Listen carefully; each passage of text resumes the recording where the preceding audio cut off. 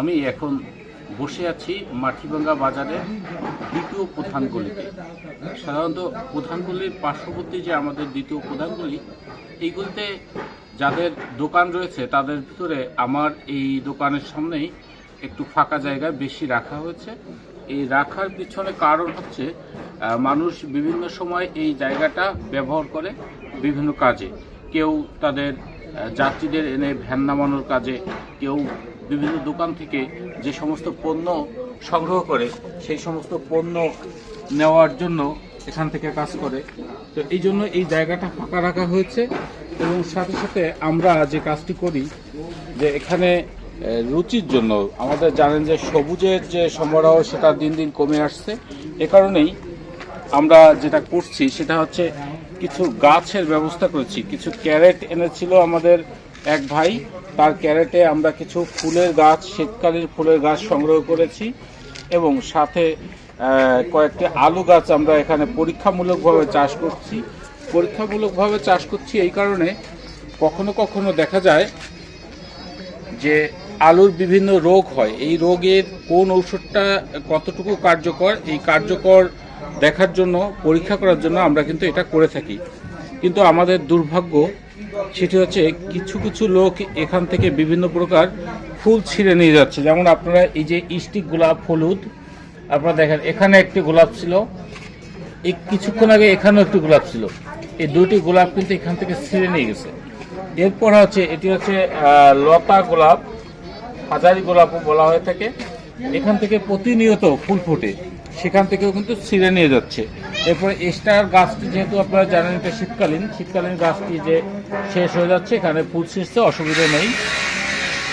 এই যে চন্দ্রমল্লিকা গাছে দেখেন এই সাদা ফুল, এখানে সাদা ফুল ছিল, এখানে সাদা ফুল ছিল, এই ফুলগুলোও কিন্তু ছিঁড়ে নিয়ে গেছে। এমনকি দেখেন যে কত বড় একটা চন্দ্রমল্লিকা ফুল, এটিও এই দেখেন অবস্থা, এখানে কিন্তু এই যে ছিঁড়ে নিয়ে গেছে, ছেঁড়ার চেষ্টা করছিল এটি। তো আমাদের সজীব এবং বিজয়ের জন্য এটা শিখতে পারে নাই। তো এরকম এরপরে ওই পাশে গাঁদা গাছ আছে।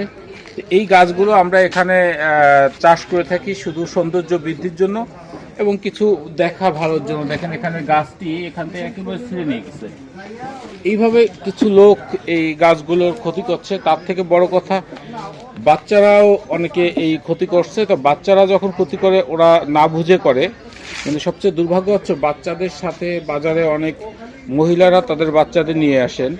তো যখন বাচ্চারা ফুল ছেড়ে তখন আমরা মানা করি, কিন্তু আজকে একটি ব্যতিক্রম ঘটনা ঘটেছে। এক মহিলা হাসেন।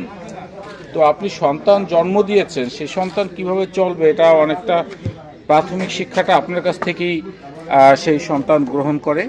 তো আপনি যেভাবে আপনার সন্তানকে শেখাবেন সেইভাবেই আপনার সন্তান বেড়ে উঠবে। সন্তান নষ্ট হওয়ার পরে আপনি সন্তানের দোষ দেবেন, বিষয়টা কিন্তু এমন না। আপনার রুচির পর শিক্ষা নেবে হচ্ছে আপনার সন্তান কেমনভাবে চলাফেরা করবে, তার ভবিষ্যৎ জীবন কেমন হবে। তো যারা আমরা নাম বলছি না, যারা এখানে আসেন সন্তানরা এই ফুল ছেঁড়ার চেষ্টা করেন, তাদের অন্তত বলবেন যে এই ফুলগুলো সৌন্দর্য বৃদ্ধির জন্য এগুলো ছেঁড়ার প্রয়োজন নেই বা ছেঁড়া যাবে না।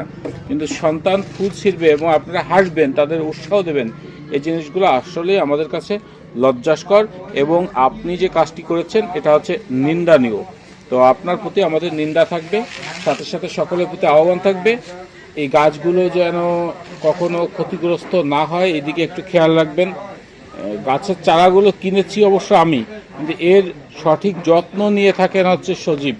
এবং আমাদের এই গলির আশেপাশে যাদের দোকান আছে তারা প্রত্যেকেই এই গাছগুলো দেখে থাকেন, চেষ্টা করেন এই গাছগুলো টিকে থাকুক। আমরাও সেটা চেষ্টা করি।